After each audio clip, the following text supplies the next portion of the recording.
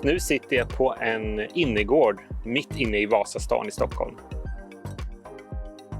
Många av innergårdarna i Stockholm är belägna på ett så kallat betongbjälklag. Alltså att det är parkeringshus eller källare under innergårdarna. Och de här är i behov av renovering då och då.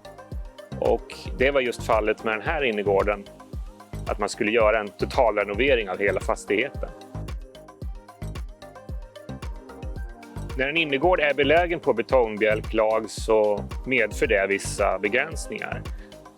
Och en sån är att vi har ett väldigt begränsat jorddjup på planteringsbäddarna just för att tätskiktet ligger så nära inpå.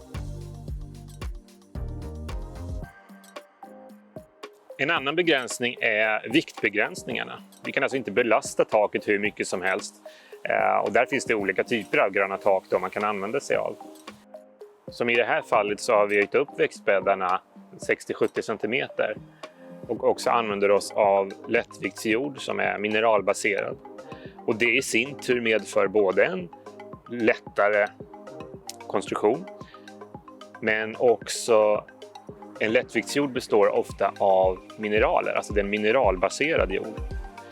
Vilket gör att man behöver inte komma hit och fylla på jord lika ofta. Vilket ofta kan vara en ganska stor skötselinsats.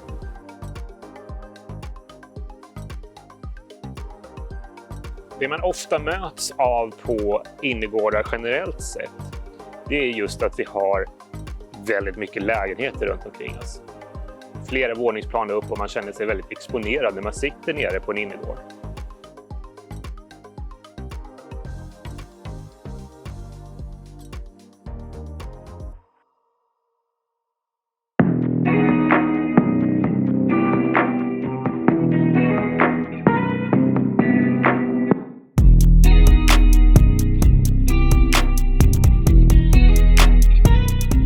Det som var viktigt för mig på den här platsen, det var just att dels skapa rum, att man kan dela upp sig lite grann när man sitter här ute för det är så många som bor i fastigheten.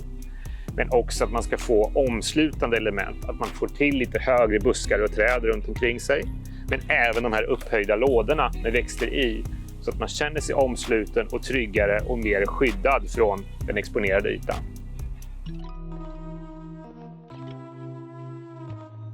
Vi sitter ju trots allt i Vasastan, en av de äldre stadsdelarna i Stockholm. Så här vill jag också använda mig av harmoniska och lugna och gedigna materialval. Därför består planteringskärlen av portenstål som är ett väldigt harmoniskt och lugnt material att titta på. Och sen för att skapa en lite modernare prägel så ritade jag in fasta träbänkar som omsluter sittplatserna. Sen har man själv kompletterat med egna utemöbler och matplatser. Om man sen tittar på växtmaterialet på platsen så har jag framförallt använt mig av större buskage. Vi har lagerhägg, rynka-olvon, prakthäggmispel, japanska lönnar och så vidare. Och tillsammans med de här buskarna som undervegetation finns det hasselört, waldsteinia, sockerroma och så vidare.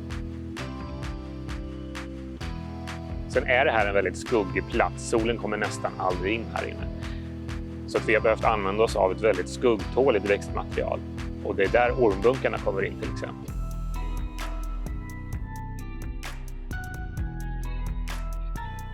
Det som är viktigt på en sån här liten plats, det är att skapa en intressant växtkomposition i form av form och färg.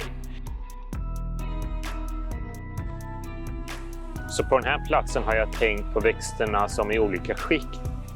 Så att vi har dels en undervegetation, men sen har vi också lite lägre buskar och sen en lite högre buskar, men fortfarande i mänsklig skala. Jag har också tänkt på färgskalan.